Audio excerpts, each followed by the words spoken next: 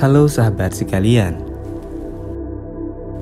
Beberapa waktu yang lalu, Hamas melancarkan serangan umum secara mendadak ke selatan Israel. Serangan yang membuat Israel kocar-kacir itu diawali dengan gempuran roket yang membuat sistem pertahanan kubah besi alias Iron Dome Israel kelabakan. Keberhasilan Hamas ini memantik pertanyaan, bagaimana bisa Iron Dome, sistem pertahanan anti-misil Israel, tidak mampu mengatasi roket-roket dari jalur Gaza? Bagaimana mungkin Hamas mampu membangun dan memiliki roket dalam jumlah besar tanpa terendus intelijen Israel yang terkenal canggih? Pemerintah dan intelijen Israel kini sedang berkutat dengan pertanyaan-pertanyaan tersebut. Satu yang pasti, serangan umum Hamas ke Israel akhir pekan kemarin adalah pukulan telak bagi intelijen serta militer Israel. Sebelumnya, serangan roket Hamas tidak pernah menjadi masalah serius bagi Israel, terutama berkat adanya Iron Dome yang dikembangkan sebagai sistem pertahanan udara. Iron Dome berfungsi menghancurkan roket-roket jarak pendek yang ditembakkan menuju Israel. Dikembangkan oleh perusahaan senjata lokal yaitu Rafael Advanced Defense System, Iron Dome terdiri dari 3 komponen: radar untuk mendeteksi roket lawan, sistem kendali dan manajemen senjata sebagai otaknya, dan terakhir, peluncur roket yang bertugas mencegat roket-roket lawan.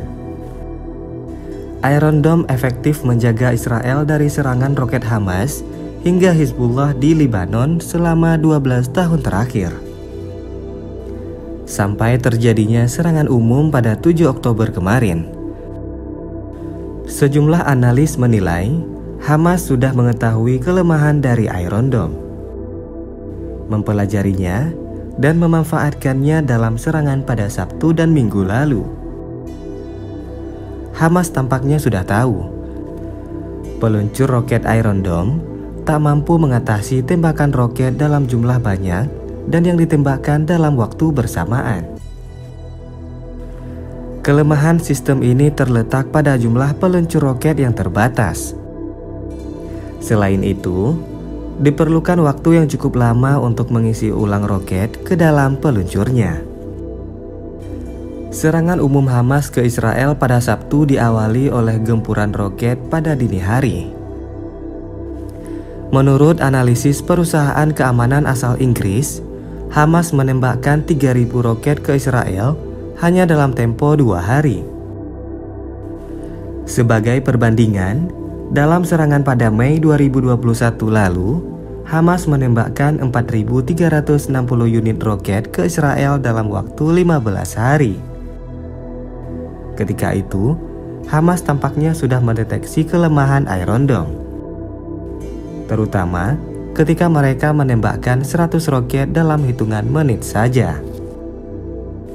Selain memanfaatkan jumlah roket yang banyak, Hamas disebut menggunakan sistem roket baru yang dinamai dengan nama Rajum. Ini adalah jenis roket jarak pendek yang disebut lebih sulit untuk dicegat oleh Iron Dome. Selain itu, Hamas juga menggunakan drone-drone kecil yang bisa menjatuhkan bom ke posisi tentara Israel. Hamas tampaknya mencontek penggunaan drone dalam perang Ukraina dan Rusia. Tidak hanya itu, dalam serangannya, Hamas menggunakan berbagai jenis roket dan sistem misil, baik yang sudah usang maupun yang terbaru. Roket Hamas itu harganya sangat murah karena belum dilengkapi teknologi kendali jarak jauh. Dengan kata lain, roket yang digunakan Hamas adalah roket usang, tetapi tetap saja mematikan. Roket-roket ini juga ditembakkan menggunakan sistem peluncur sederhana. Sebagian besar roket Hamas dibawa dalam bentuk komponen-komponen ke Gaza dan dirakit sendiri oleh Hamas. Iran adalah pemasok utama persenjataan Hamas.